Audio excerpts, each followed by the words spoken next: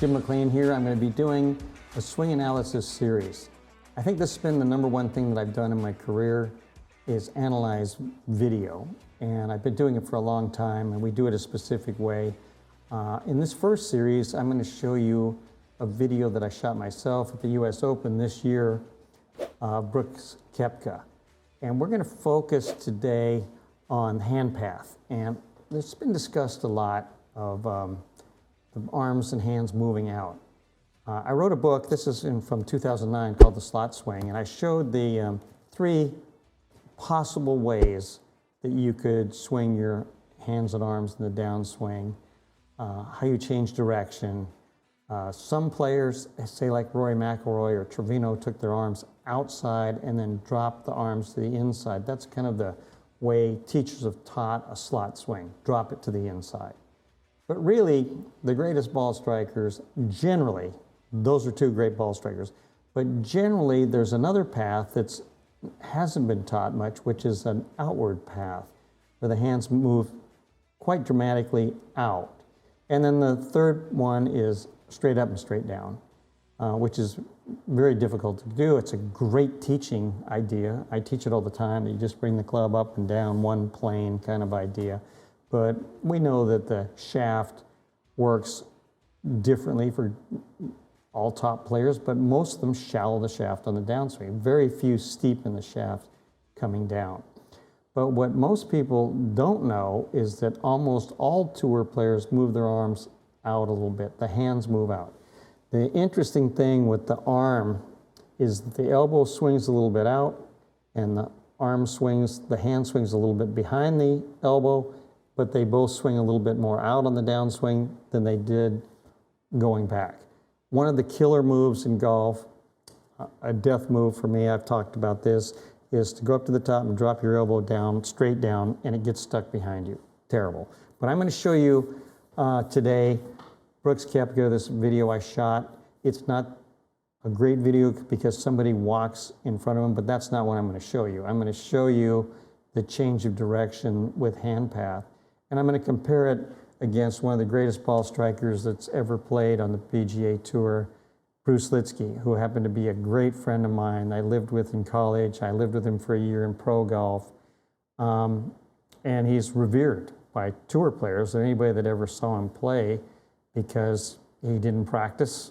And he was always either #1 in GIR, #1 in driving, combined driving, or always one of the best ball strikers for 25 years on the tour, and made a ton of money, not being, being one of the worst putters on the PGA Tour, but he hit it so good.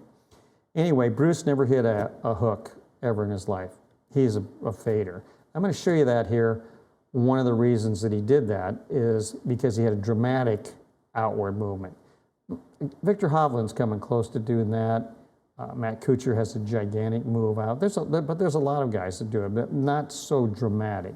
But I'm going to show you a pretty significant move by Brooks Koepka. So let's go to the videotape, which is what I love to do, which I teach all my instructors. Now this picture on the right-hand side is Bruce Lietzke, and it's from a long time ago. And this video is a little bit stuttery, but I'm going to show you the path of his hands as he takes the club up and then how it starts down. So he's going to take the club up on the red line and down on the blue line.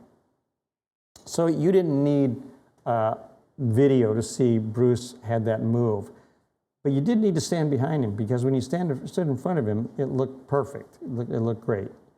Okay, so here was the move. And I mentioned there's a little bit of a stutter there in this, but it definitely is going to show you how he changes direction and the hands move out, and then he comes down the blue line. And what Bruce would do here, this is the 11th hole at La Costa, which he played in most every year because he won tour events for 11 straight years on the tour. But he would start this ball to the left and fade it back to the target. Now that happens to be what Brooks does most of the time, who just recently, not long ago, this is at the US Open, but he's won 5 majors. He almost won the Masters this year as well. So I'm going to put it over here. We'll take a look at Brooks. Now see, obviously this guy walked in front of me. That happens sometimes when you're videotaping at tour events.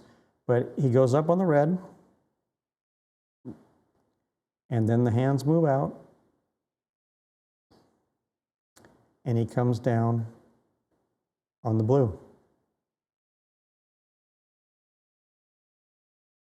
So interesting, which a lot of golfers, a lot of teachers would think is wrong. Why would you move your hands out? But see, the shaft works inversely to the hand path. When the hands move out, the shaft works back. And that's kind of the miracle move that I wrote about in this. It's a pretty big book on the slot.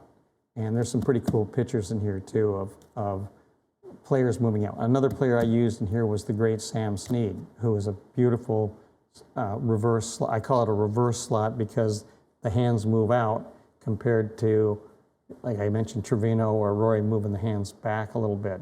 The danger of the hands moving back, if you don't get your arms out far enough on the backswing, let's say Jim Furyk, Sergio Garcia, if you've got room so that you don't go back on a kind of a normal perfect path and then drop it underneath, that gives you the two-way miss where you hit it out to the right, and it's more of a hook kind of move anyway, and this is more of a fade move. So here comes Brooks down to hit it. And you can see here the club's getting lined up a lot like Lietzke does. I'll move Bruce out there. That club really gets out with Bruce. It's never getting stuck. He never hit a hook.